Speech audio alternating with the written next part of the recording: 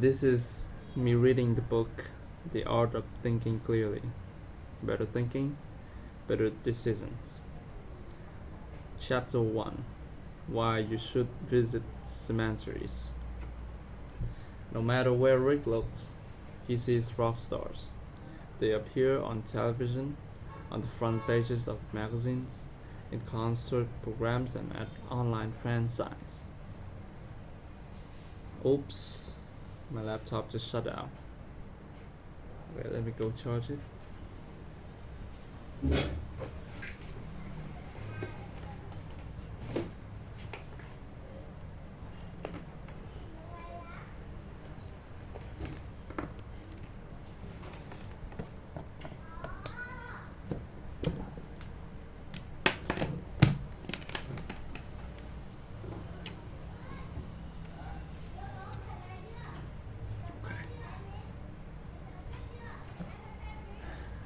Milk.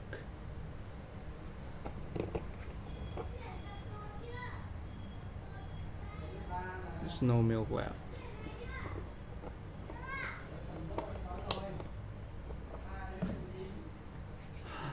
Alright.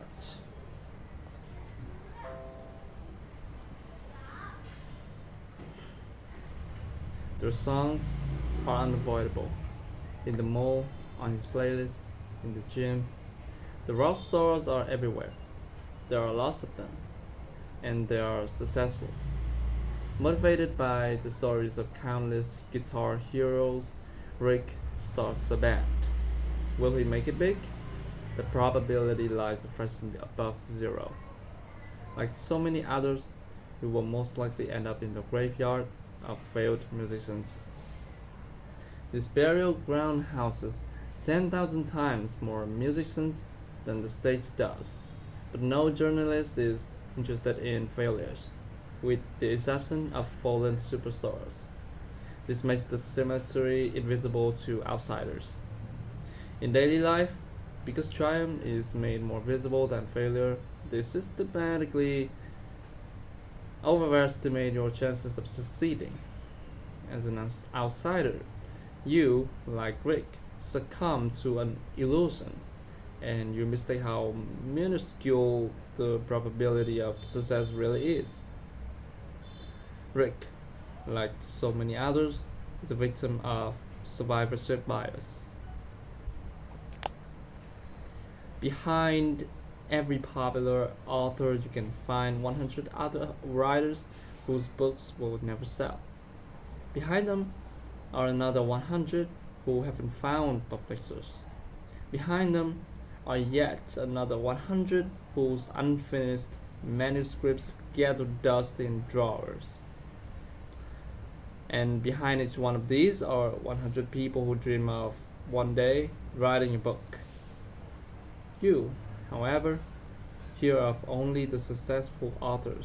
These days, many of them self-published and fail to recognize how unlikely literary success is. The same goes for photographers, entrepreneurs, artists, athletes, architects, Nobel Prize winners, television presenters, and beauty queens. The media is not interested in digging around in the graveyards of the unsuccessful, nor is this its job. To elude the survivorship bias, you must do the digging yourself. You will also come across survivorship bias when dealing with money and risk. Imagine that a friend founds a startup. You belong to the circle of potential investors, and you sense a real opportunity. This could be the next Google. Maybe you'll be lucky. But what is the reality? The most likely scenario is that the company will not even make it off the starting line. The second most likely outcome is that it will go bankrupt within 3 years. Of the companies that survive these first 3 years, must never grow to more than 10 employees. So, should you never put your hard-earned money at risk? Not necessarily, but you should recognize that survivorship bias is at work, distorting the probability of success like cut glass. Take the Dow Jones Industrial Average Index. It consists of out and out survivors. Failed and small businesses do not enter the stock market, and yet these represent the majority of business ventures. A stock index is not indicative of a country economy. Similarly, the press does not report proportionately on all musicians. The vast number of books and coaches dealing with success will also make you skeptical. The unsuccessful don't write books or give lectures on their failures. Survivorship bias can become especially pernicious when you become a member of the winning team. Even if your success stems from pure coincidence, you discover similarities with other winners and be tempted to mark these as success factors. However, if you ever visit a graveyard of failed individuals and companies, you will realize its tenants possessed many of the same traits that characterize your success. It, if enough scientists examine a particular phenomenon, a few of these studies will deliver statistically significant results through pure coincidence. For example, the relationship between red wine consumption and high life expectancy. Such false studies immediately attain a high degree of popularity and attention. As a result, you will not read about the studies with the boring but correct results. Survivorship bias means this: people systematically overestimate their chances of success. Guard against it by frequently visiting the graves of once promising projects, investments, and careers. It is a sad walk, but one that should clear your mind. Chapter 2. Does Harvard make you smarter? A swimmer body's the illusion. An essayist and trader, Nassim Taleb, resolved to do something about the stubborn extra pounds he be carrying. He contemplated taking up various sports. However, joggers seemed scrawny and unhappy, and bodybuilders looked broad and stupid. And tennis players? Oh, so upper middle class. Swimmers, though, appealed to him with their well built, streamlined bodies. He decided to sign up at his local swimming pool to train hard twice a week. A short while later, he realized that he had succumbed to an illusion. Professional swimmers don't have perfect bodies because they train extensively. Rather, they're good swimmers because of their physics. How their bodies are designed is a factor for selection and not the result of their activities. Similarly, female models advertise cosmetics and thus many female consumers believe that these products make you beautiful. But it is not the cosmetics that make this woman model-like. Quite simply, the models are born attractive and only for this reason are they candidates for cosmetics advertising. As with the swimmer's body, beauty is a factor for selection and not the result. Whenever we confuse selection factors with results, we fall prey to what Taleb calls the swimmer's body illusion. Without this illusion, half of advertising campaigns would not work. But this bias has to do with more than just the pursuit of chiseled cheekbones and chests. For example, Harvard has the reputation of being a top university. Many highly successful people have studied there. Does this mean that Harvard is a good school? We don't know. Perhaps the school is terrible and it simply recruits the brightest students around. I experienced this phenomenon at the University of St. Gallen in Switzerland. It is said to be one of the top 10 business schools in Europe, but the lessons I received through although note that this was 25 years ago, were mediocre. Nevertheless, never many of its graduates were successful. The reason behind this is unknown. Perhaps it was due to the climate, the narrow valley, or even the cafeteria food. Most probable, however, is the rigorous selection. All around the world, MBA schools lure candidates with statistics regarding future income. The simple calculation is supposed to show that the horrendously high tuition fees pay for themselves after a short period of time. Many prospective students fall for this approach. I am not implying that the schools doctor the statistics, but still, their statements must not be swallowed wholesale. Why? Because those who pursue an MBA are different from those who do not. The income gap between these groups stems from a multitude of reasons that have nothing to do with the MBA degree itself. Once again, we see the swimmer's body illusion at work. The factor for selection confused with the result. So, if you're considering further study, do it for reasons other than a bigger paycheck.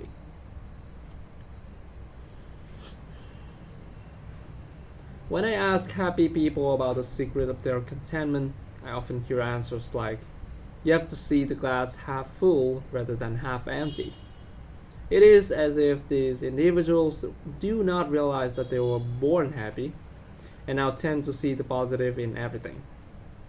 They do not realize that cheerfulness, according to many studies, such as those conducted by Harvard's Dan Gilbert, is largely a personality trait that remains constant throughout life.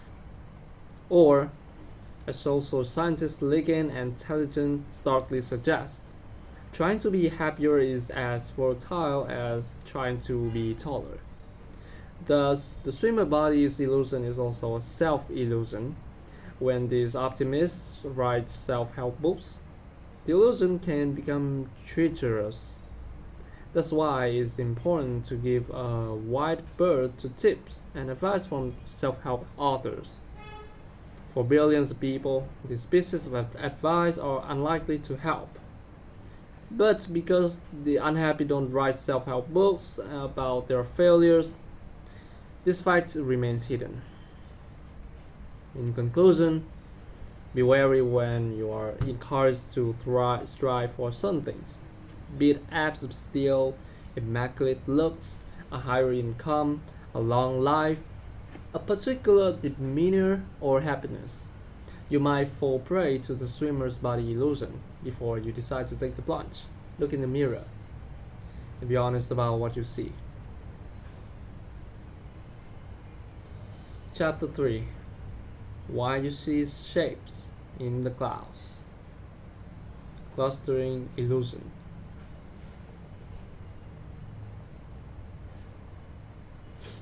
In 1957, Swedish opera singer Fredrik Jorgensen bought a tape player to record his vocals. When he listened back to the recording, he heard strange noises throughout, whispers that sounded like supernatural messages. A few years later, he recorded birdsong. This time, he heard the voice of his deceased mother in the background whispering to him, "Fried, my little Fried, can you hear me? It's Mammy." That did it. Jorgensen turned his life around and devoted himself to communicating with the deceased via tape recordings.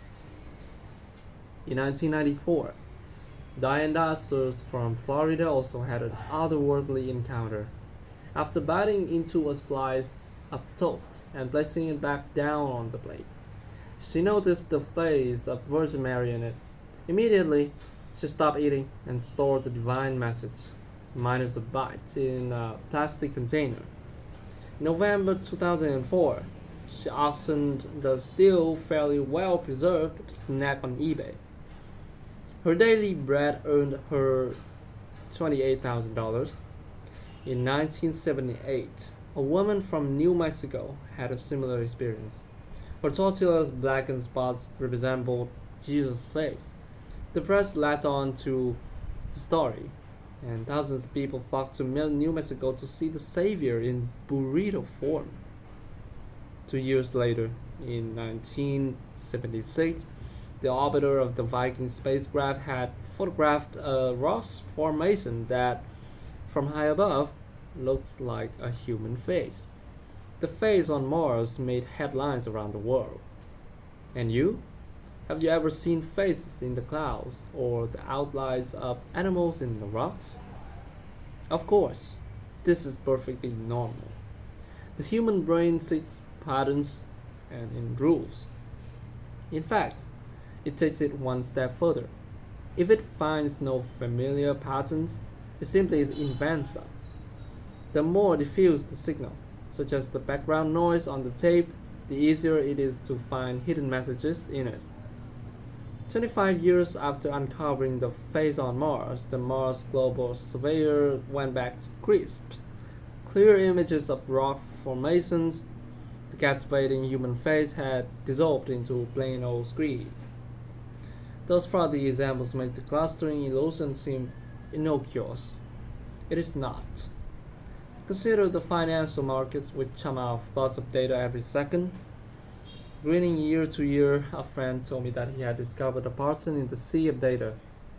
If you multiply the percentage change of the Dow Jones by the percentage change of the oil price, you get the move of gold price in 2 days' time. In other words, if share prices and oil climb or fall in unison, gold will rise the day after tomorrow. His theory worked well for a few weeks, until he began to speculate with even larger sums and eventually squandered his savings. He had sensed a pattern where none existed. Is this sequence random or planned? Psychology professor Thomas Giolovic interviewed hundreds of people for an answer. Most did not want to believe the sequence was arbitrary. They figured some laws must govern the order of letters. Wrong, explained Giolovic, and pointed to some dice. It is quite possible to roll the same number 4 times in a row, which mystifies many people. Apparently, we have trouble accepting that such events can take place by chance. During World War II, the Germans bombed London. Among other ammunition, they used V-1 rockets.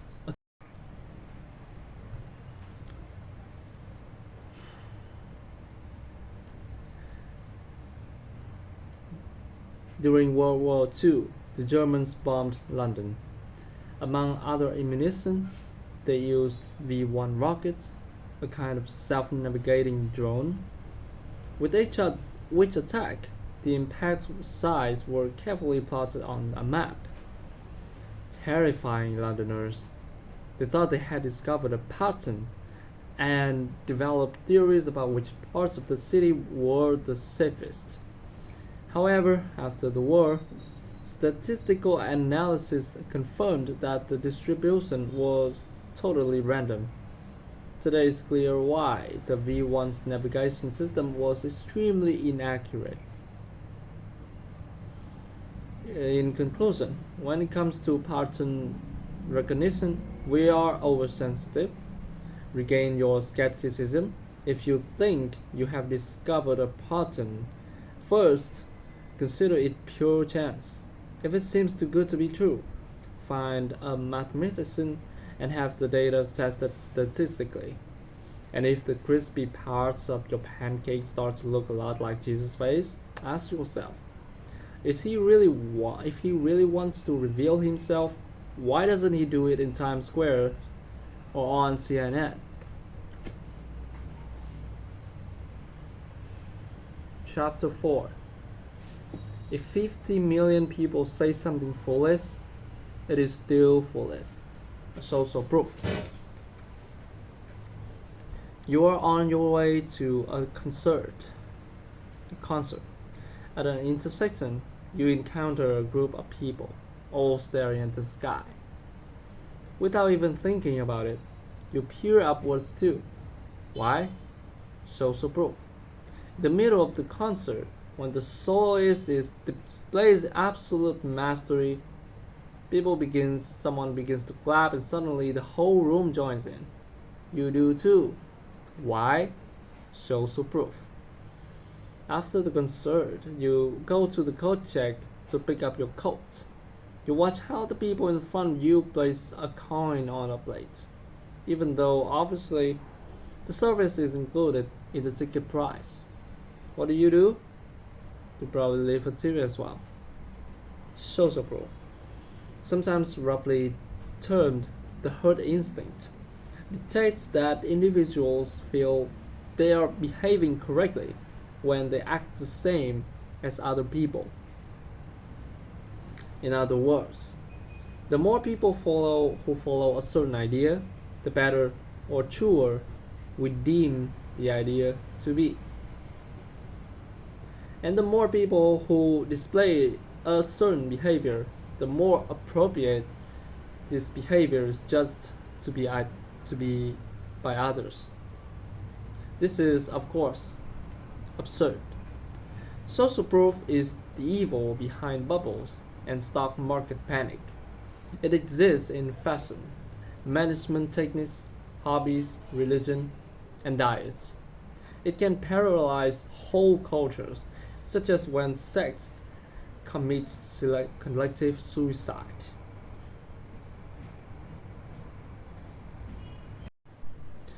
A simple experiment carried out in the 1950s by legendary psychologist Solomon Asch shows how peer pressure can warp common sense.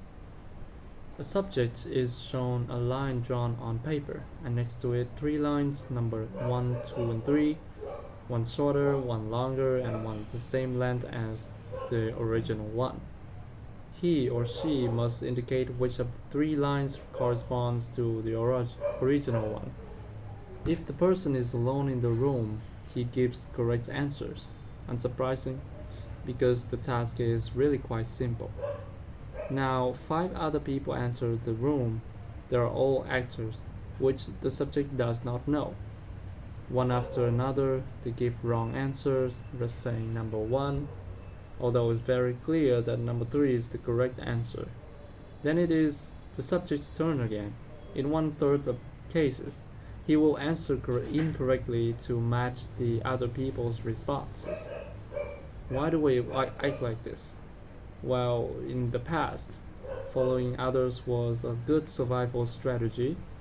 Suppose that 50,000 years ago you were traveling around the Serengeti with your hunter gatherer friends, and suddenly they all bolted. What would you have done? Would you have stayed put, scratching your head and weighing up whether that what you were looking at was a lion or something that just looked like a lion but was in fact a harmless animal that could serve as a great protein source? No, you would have sprinted after your friends. Later on, when you were safe, you could have reflected on what the lion had actually been, those who acted differently from the group, and I'm sure there were some. Is it the gene pool?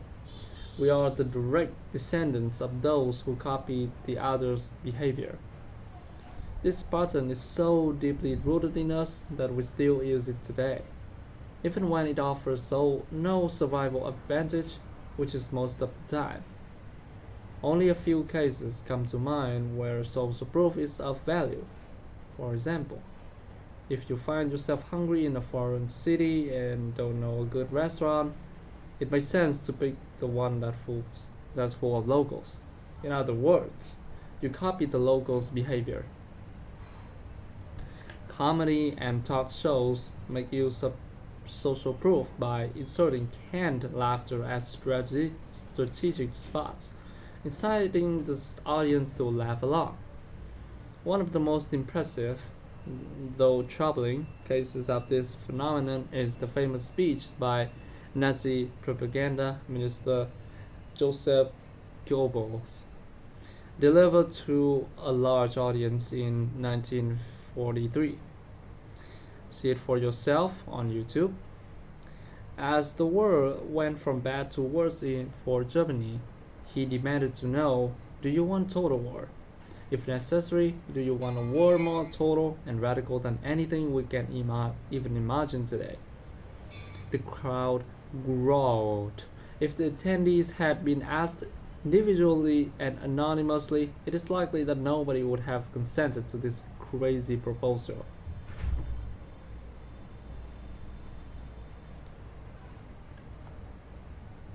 The advertising industry benefits greatly from our weakness or social proof. This works well when a situation is unclear, such as deciding among various cosmetics, cleaning products, beauty products, etc., with no obvious advantages or disadvantages, and where people like you and me appear. So be skeptical whenever a company claims its product is better because it is the most popular. How is the product better simply because it sells the most units? And remember the novelist W. Somerset Maugham's wise words. If 50 million people say something foolish, it is still foolish.